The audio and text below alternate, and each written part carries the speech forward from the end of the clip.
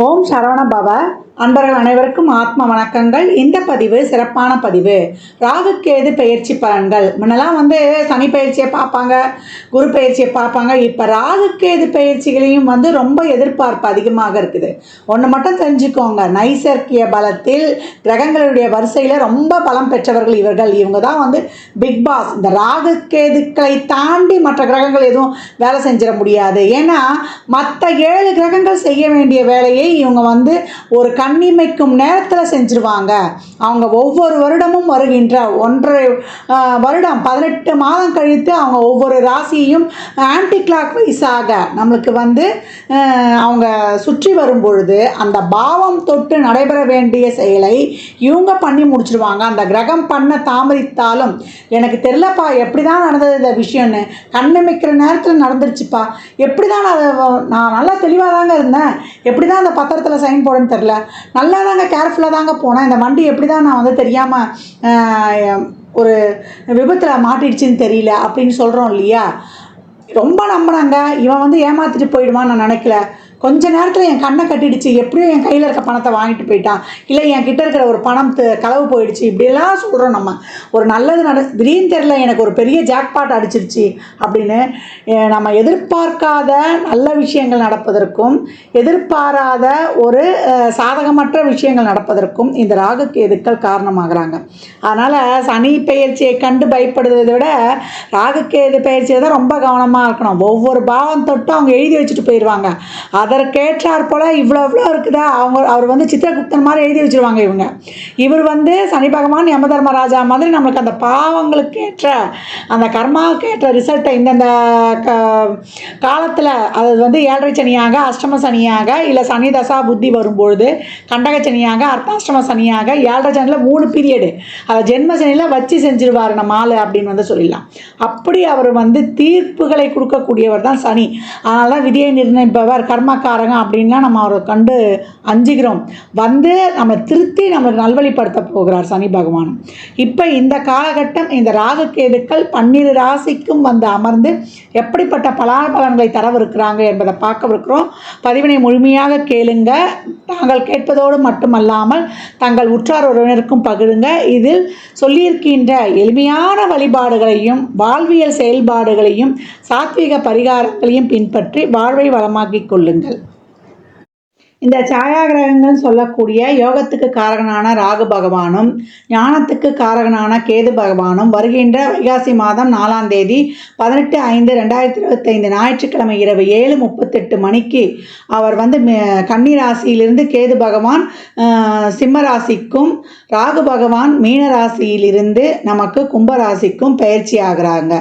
இந்த பயிற்சியால் 12 ராசிகளுக்கு சந்திக்கக்கூடிய சாதகமான பலன்களையும் சாதகமற்ற சூழல்களையும் தெரிந்து எவ்வாறு சிறப்பாக கடந்து வரலாம் என்பதை தனித்தனி பதிவுகளாக காணவிருக்கிறோம்.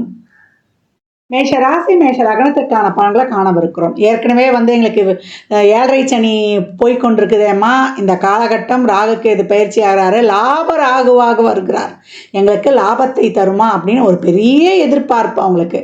எப்பவுமே மேஷ ராசி லக்னம் இப்போ இந்த 10-11க்குரியவர் சனி, அந்த 11 சரராசின்றதுனால பாதக ராசியாகவும் வரும். ரொம்ப பெருசாக அந்த லாபத்துக்கெலாம் எதிர்பார்த்து காத்து கொண்டு இருக்கக்கூடாது.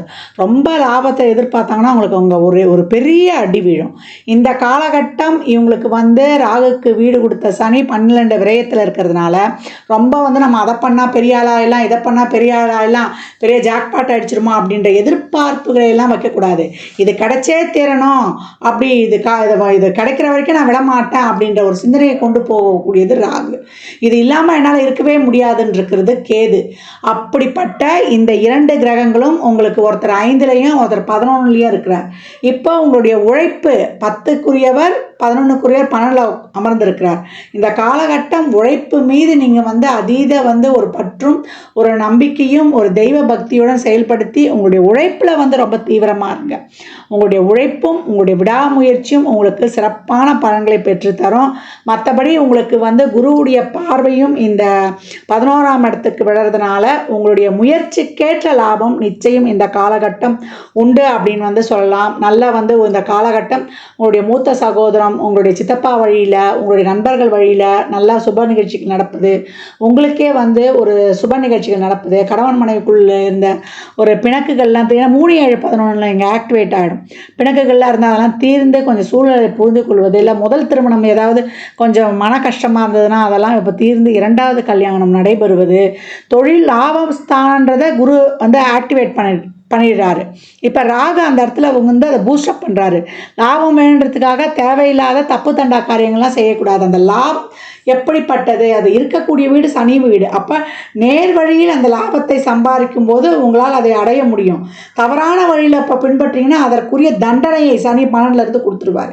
இந்த காலகட்டம் மேஷம் ஒழுக்கம், நேர்மை, பக்தி, இந்த மாதிரி இறை வழிபாட்டோடு உங்களுடைய உழைப்பையும் அதிகப்படுத்தும் பொழுது உங்களுக்கு கிடைக்க வேண்டிய அனைத்து விதமான தார்மீக பலன்கள், பாக்கியங்கள் உங்களுக்கு நிச்சயமாக கிடைக்கப்பெறும். மாணவர்களுக்கு நல்ல ஒரு வெளிநாட்டு கல்வியிலேருந்து, ஒரு வெளியூர் பயணங்கள்லேருந்து, தொழிலுக்கான ஒரு பயணம், அதனால் ஒரு லாபம், இதெல்லாமே இந்த காலகட்டம் ஏற்படுத்திடும்.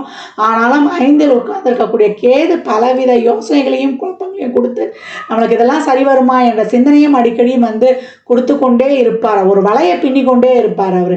மற்றவங்களாம் சொல்லிடுவாங்க, அப்படி பண்ணிடலாம், இப்படி பண்ணிடலாம், நம்ம இதில் போய் சேர்ந்தால் நமக்கு அவ்வளோ பெரிய லாபம் வரும், நம்ம அந்த ஷேர் வாங்கலாம், இந்த ஷேர் வாங்கலாம் அப்படின்ற ஒரு டெம்ப்டெல்லாம் உண்டாக்குவாங்க. இந்த காலகட்டம் அதெல்லாம் உங்களுக்கு உச்சிதம் கிடையாது.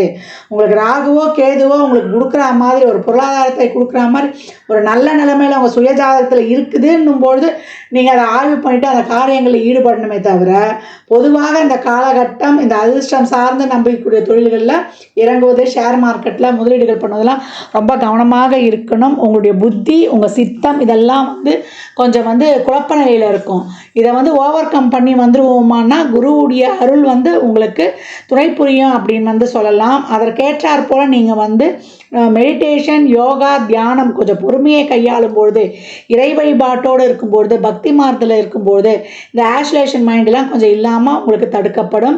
இந்த காலகட்டம் வந்து உங்களுக்கு ஒரு ரிலேஷன்ஷிப்பில் இருக்கிறவங்களுக்கெல்லாம் லவ் வந்து நிறைவேறணும். ஆனால் அந்த லவ்வுக்குவாக நீங்கள் வந்து உண்மையாக இருக்கணும். அதற்கான கடமைகளை வந்து நீங்கள் வந்து செய்யணும். பெரிய எதிர்பார்ப்புகள்லாம் வைத்து நீங்கள் வந்து ஏமாந்து போகக்கூடாது. உங்கள் கடமையை செஞ்சுட்டு சிவமே அப்படின்னு இருன்னு சொல்லுவாங்க இல்லையா, அந்த மாதிரி நீங்கள் அமைதி காக்கும்பொழுது உங்களுடைய பொறுமை, சகிப்புத்தன்மை, பொறுப்புணர்வு, விடாமுயற்சி இதெல்லாம் தான் உங்களுக்கு ஒரு விஸ்வரூப வெற்றியை தரும்.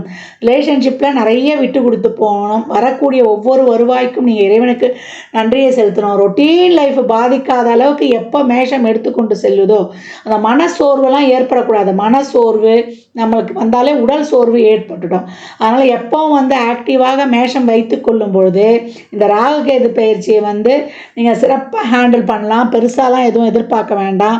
உங்களுக்கான ஒரு தொழில் அங்கீகாரம், ஒரு நல்ல ஒரு ட்ராவல், ஒரு மிகப்பெரிய நெட்வொர்க் உங்களுக்கு கிடைப்பது, உங்களுக்கான பாக்கியங்கள் கிடைக்கப்படுவது, ஒரு வண்டி, வீடு, வாகனம் இதெல்லாம் ஒரு லோனில் கூட வாங்குவது, இல்லை வங்கிகள் மூலமாக ஒரு அரசு லோன்கள்லாம் கிடைப்பது, இதெல்லாமே ரொம்ப அருமையாக இருக்கும். வழக்கு வியாஜங்கள்லாம் கொஞ்சம் வெற்றி கிடைப்பது, பணம் கொடுக்கல் வாங்கல், வாய் வார்த்தை ஜாமீனில் கொஞ்சம் கூடுதல் கவனமாக இருப்பது ரொம்ப அவசியம். குடும்ப உறுப்பினர்களிடம் கொஞ்சம் இன்னும் கூடுதல் அக்கறை, உங்களுடைய உணவு பழக்க வழக்கங்களில் கூடுதல் அக்கறை. அதே போல் நிறைய வார்த்தைகளை விட்டுடாதீங்க. கோபம் வந்துட்டால் நீங்கள் எமோஷனல் ஆகிட்டால் என்ன வார்த்தையை விடுறீங்கன்னு தெரியாது. நம்பகத்தன்மையான உறவுகளை, உங்கள் மேலே அன்பு வைத்திருக்கக்கூடிய உறவுகளை பேசி மனம் நோகடிச்சு உங்களை விட்டு விலகிற மாதிரி செஞ்சிட்டிங்கன்னா திருப்பி அந்த உறவுகளை நீங்கள் அடைவது மிகப்பெரிய கடினம். ஒன்றே தெரிஞ்சுக்கோங்க, நம்ம விரும்புகிறத விட நம்மளை தேடி எது வந்து ஒரு வருதோ அந்த உறவுகளை தக்க வைத்து கொள்ளுங்க.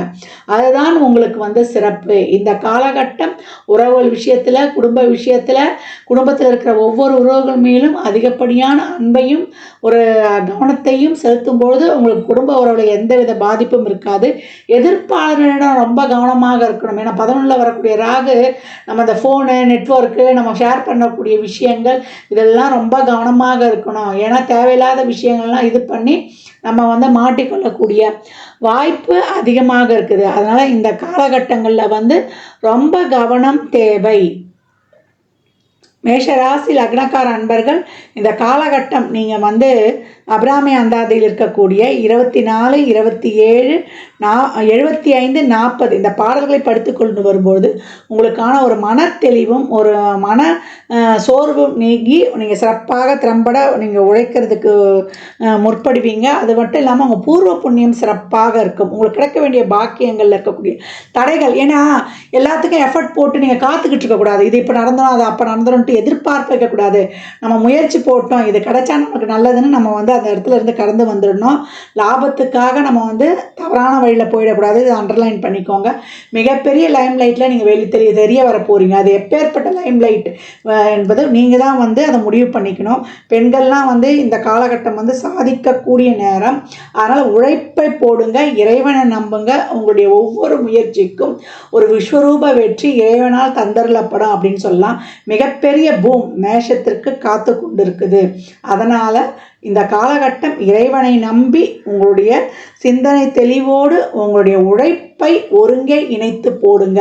எவ்வளோக்கு எவ்வளோ உங்களுடைய உழைப்பையும் உங்கள் அறிவையும் நீங்கள் விரயம் பண்ணுறீங்களோ அவ்வளோக்கு அவ்வளோ உங்களுக்கான ஒரு பொருளாதார விரயம், ஒரு உடல் ஆரோக்கிய குறைபாடு, தேவையில்லாத ஒரு விஷயங்கள், விரயங்கள் இதெல்லாம் நீங்கி அனைத்தும் உங்களுக்கு சுப பலன்களாக நடைபெறக்கூடிய வாய்ப்புகள் அதிகமாக இருக்குது. இந்த காலகட்டம் நீங்கள் ஸ்ரீகாளஹஸ்தி ஒரு தடவை சென்று வருவதும், இல்லை திருப்பாம்புரம், நம்மளுக்கு திருநாகேஸ்வரம், கீழ்பெரும்பள்ளம் இந்த சர்பஸ்தலங்களுக்கு எதற்கு வாய்ப்பு கிடைக்குதோ அந்த இடங்களுக்கு சென்று வருவது, இல்லை வீட்டிற்கு அருகாமையில் இருக்கக்கூடிய புற்று வழிபாடு, அரசு மரம் வேப்ப மரம் இணைந்திருக்கும் இல்லையா, அங்கே இருக்கக்கூடிய ஒரு புற்று வழிபாடு செய்யும் பொழுது உங்களுக்கு மிகச்சிறப்பான பலன்களை கண்கூடாக காணலாம். இந்த பலன்கள்லாம் கோள்களின் கோச்சார நகர் வைத்து சொல்லப்பட்டிருக்கு.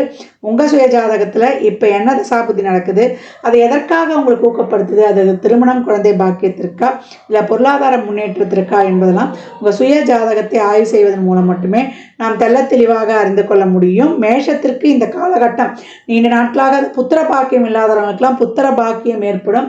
ஒரு இயற்கை வைத்தியமும் ஒரு சிலர் கை கொடுக்கும். ஒரு சிலருக்கு இந்த டெஸ்ட் டியூப் பேபிலாம் முயற்சி பண்ணுவீங்க இல்லையா, அதெல்லாம் வந்து இப்போ ஏற்படக்கூடிய வாய்ப்புகள் அதிகம். அதற்குரிய ஒரு வைத்திய முறைகளையும் இந்த காலகட்டம் பின்பற்றுங்க. உங்களுக்கு நடக்கக்கூடிய தசாபுத்திகளும் இதை வந்து உறுதிப்படுத்துகிறோம். குலதெய்வ வழிபாடு நிச்சயம் செய்ய வேண்டியவர்கள் இந்த காலகட்டம் மேஷ ராசி லக்னக்காரர்கள். மேஷ ராசி லக்னக்கார அன்பர்களுக்கு என் மனமார்ந்த வாழ்த்துக்களை தெரிவித்துக் கொள்கிறேன். 12 ராசிகளுக்கும் ராகுகேது பயிற்சிக்குரிய பலன்கள் சொல்லப்பட்டிருக்கு. இந்த ராகுகேது பயிற்சி பலன்கள் உங்கள் சுய ஜாதகத்தில் இப்போ ராகு எங்கே வந்திருக்கிறாரு, கும்பத்துக்கு வந்திருக்கிறாரு, கேது சிம்மத்துக்கு வந்திருக்கிறார். இதே இடத்தில் உங்களுக்கு எந்த ராசி லக்னமாக இருந்தாலும் அந்த இடங்களில் ஒரு கிரகம் இருந்தால் மிகப்பெரிய பாதிப்பை உங்களுக்கு ஏற்படுத்தும். அதே போல் சனி தசா ராகு கேது புத்தி, இல்லை சூரியனுடைய அந்தரமோ இல்லை சந்திரனுடைய தசா புத்தி அந்தரமோ அது நடந்து இந்த இடங்கள் கிரகம் இருக்கும்போது மிக ஜாக்கிரதையாக மிக கவனமாக ஒவ்வொரு அடியும் எடுத்துக்கணும். இதெல்லாம் வந்து பொது பலன்கள் தான். உங்கள் சுய ஜாதகத்தை ஆய்வு செய்யும் போது இன்னும் சிறப்பாக வந்து நம்ம வந்து ஹேண்டில் பண்ணிடலாம். பொதுவாக இப்போ வந்திருக்கக்கூடிய ராகுவும் இப்போ வந்திருக்கக்கூடிய கேதுவும் நமக்கு என்ன சொல்கிறாங்கன்னா, ராகு நீங்கள் உங்களுடைய அறிவுத்திறமையை வளர்த்துக்கோங்க, உங்களை நீங்களே வந்து டெவலப் பண்ணிக்கோங்க. நீங்கள் ஷேர் பண்ணுற விஷயங்கள் கம்யூனிகேஷன், ஒரு வாட்ஸ்அப்போ ஒரு ஃபேஸ்புக்கோ இல்லை ஒரு ட்விட்டரோ ஒரு இன்ஸ்டாகிராமோ நல்ல விஷயங்களை ஷேர் பண்ணுங்கள். நீங்கள் எவ்வளோக்கு எவ்வளோ நல்ல விஷயங்களை ஷேர் பண்ணுறீங்களோ, நல்ல விஷயங்களை பேசுகிறீங்களோ அவ்வளோக்கு எவ்வளோ உங்களுக்கு சிறப்பான பலன்களை தரும். உங்களுடைய திறமை உங்களுடைய அறிவை வந்து நல்லா வளர்த்துக்கோங்க. லௌகீக விஷயங்களில் ஈடுபடாதீங்க. நல்லா உங்கள் அறிவுக்கு தீனி போடுங்க. அதே போல் உங்கள் செயல்களை வந்து சிறப்பாக செய்யுங்க. எல்லாத்துக்கும் உங்களுக்கு உண்டான முயற்சியை போட்டுட்டு நீங்கள் கடந்துருங்க. இந்த விஷயம் நான் பண்ணிட்டேன், இது நடந்தே ஆகணும்னு நீங்கள் பிடிச்சு வைக்கும்போது கேது உங்களுக்கு அதை தராமல் போயிடும். அப்போ கேது சொல்கிறது என்னன்னா, உங்களுடைய உழைப்பை சிறப்பாக தீவிரமாக எதையும் எதிர்பார்க்காம போட்டு நீங்கள் கடக்கும் பொழுது உங்களுக்கு சிறப்பான பலன்களை நான் தரேன் அப்படின்னு சொல்லுது. அப்போ 5ஆம் பாவம் உங்களுக்கு சிறப்பாக அந்த பூர்வ புண்ணியம் ஆக்டிவேட் ஆகி உங்களுக்கு முழுமையான லாபத்தை பெற்றுக்கொள்வதற்கு என்ன பண்ணணும்னா, சிறப்பாக திறம்பட உங்கள் மூளையையும் உங்கள் உடல் உழைப்பையும் போடும் பொழுது, நேரம் காலம் பார்க்காமல் உழைக்கும் பொழுது உங்களுடைய 5ஆம் இடம் என்னக்கூடியதை பூர்வ புண்ணிய ஸ்தானத்தில் இருக்க கேது உங்களுடைய வாழ்க்கையில் அடுத்த கட்ட நகர்வுக்கு நேர் வழியில் ஒரு பிரின்சிபலோட, ஒரு கொள்கையோட, ஒரு கட்டமைப்போட, ஒரு டைம் பாஸ்க்குள்ளே உங்களை ஃபிக்ஸ் பண்ணி சிறப்பாக உழைக்கும் பொழுது 11 என்ற இருக்க ராகம் உங்களுக்கு மிகப்பெரிய ஒரு எதிர்பார்க்காத ஒரு செல்வ வளமையையும் ஒரு நல்ல லைம் லைட்லையும் உங்களுக்கு தெரிவிச்சிரும் அப்படின்னு சொல்லலாம். இந்த காலகட்டம் கோளறு பதிகம் படிப்பதும், கந்தல் அரங்காலத்தில் வரக்கூடிய 38வது பாடலை படிப்பதும், அபிராமி அந்தாதியில் வரக்கூடிய 24, 27, 75, 40 இந்த ஆர்டரில் தான் படிக்கணும். படிக்கும்போது மனச்சஞ்சலங்கள் இருக்காது, நவகிரகங்களால் எந்த தொந்தரவும் இருக்காது, நவகிரகங்கள் நமக்கு நன்மை ஆயிடும். எந்தவித தசாபுதியே இருந்தாலும் சிறப்பாக கடந்துடலாம். 12 ராசிக்காரர்களும் ராகுக்கேது நன்மை செய்தாலும் சரி, இல்லை நியூட்ரலாக இருந்தாலும் சரி, இல்லை அதிகப்படியான ஒரு நன்மை இருந்தாலும், சாதகமற்ற சூழல் இருந்தாலும், எல்லோருக்குமே இந்த ராகுக்கேது டிரான்சிட்ல உட்கார்ந்து இருக்கிற இந்த சிம்மத்தையும் கும்பத்திலையும் இதை பின்பற்றும் போது நீங்கள் சிறப்பான பலன்களை பெற்றுக்கொள்ளலாம். ஒரு சுக்கிர தசா நடக்குது, ஒரு குரு தசா நடக்குது, ஒரு புதன் தசா நடக்குது, உங்களுக்கு ஒரு சிறப்பான உங்கள் இதுக்கு ஒரு பொருளாதாரம் கொடுக்குற தசைகளாக இருக்கும்போது மிகப்பெரிய லாபத்தை நீங்கள் அடைவீங்க. இல்லை உயிர் ஸ்தானமாக இருக்குதுன்னும் போது உங்களுக்கான ஒரு நல்ல திருமணம், குழந்தை பாக்கியம் இதையெல்லாம் பெற்றுக்கொள்வீங்க.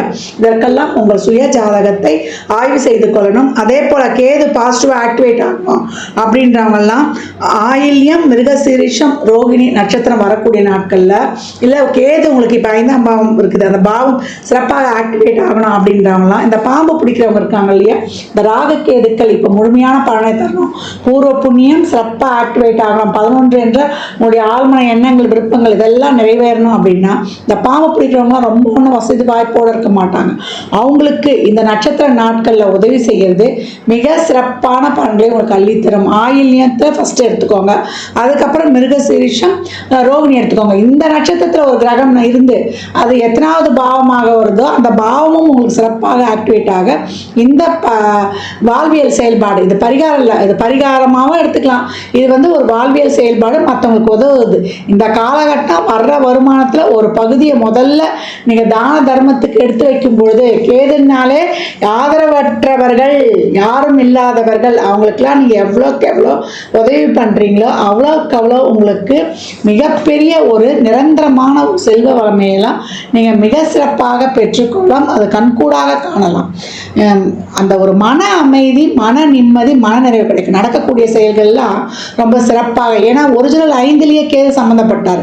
அப்போ இயற்கையாகவே அந்த மன சோர்வு ஏற்பட்டுடும், மன அழுத்தம் ஏற்படும். இதை போக்கிக் கொள்வதற்கு நிறைய ட்ரஸ்ட் ஈடுபாடு, இறை வழிபாடு, தான தர்மங்கள்லாம் செய்யும்போது ஏழையின் சிரிப்பில் இறைவனை காணலாம்னு சொல்லிட்டான்.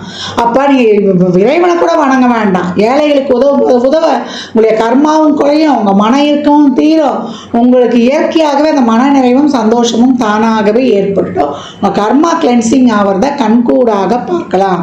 இந்த பலன்கள்லாம் நல்லா நடைபெறுவதற்கு இந்த வாழ்வியல் வழிபாடுகளை நீங்களும் பின்பற்றுங்க. இந்த பதிவை தவறாமல் கேளுங்க. நீங்கள் கேட்பதோடு மட்டுமல்லாமல் உங்கள் உற்றார் உறவினருக்கும் பகிருங்க. அங்களிடம் விடைபெற்றுக் கொள்வது ஆதித்ய சொர்ணலக்ஷ்மி. ஜாதகம் பார்க்க விரும்பும் அன்பர்கள் இந்த எண்ணிற்கு ஒரு மெசேஜ் செய்யுங்க. தங்களுக்கான விவரங்கள் அளிக்கப்படும், அப்பாயின்மெண்ட் பெற்றுக்கொள்ளலாம். ஜாதகம் சிறந்த முறையில் கணித்து பார்த்து தரப்படும், வாஸ்து பார்த்து தரப்படும், வாஸ்துப்படி வீடு கட்ட பிளான்கள் போட்டு தரப்படும், எண்ணியல் பார்த்து தரப்படும். நியூமராலஜி படி பிறந்த குழந்தைகளுக்கும் தொழிற்சாலைகளுக்கும் பெயர் வைத்து உங்கள் வாழ்வை வளமாக்கிக் கொள்ளலாம். சுபமுகூர்த்த நாட்கள் குறித்து தரப்படும். அவரவர் சேவைக்குண்டான கட்டணத்தை செலுத்தி சிறப்பான சேவைகளை பெற்று உங்கள் வாழ்வை வளமாக்கிக் கொள்ளலாம். மற்றும் ஒரு சிறப்பான பதிவில் சந்திக்கும் வரை தங்களிடமிருந்து விடைபெற்றுக் கொள்வது ஆதித்ய சொர்ணலக்ஷ்மி. மிக்க நன்றிகள். வாழ்க வளமுடன். நற்பவி நற்செழி. இறையருளால் அனைத்தும் நிறைவாகட்டும்.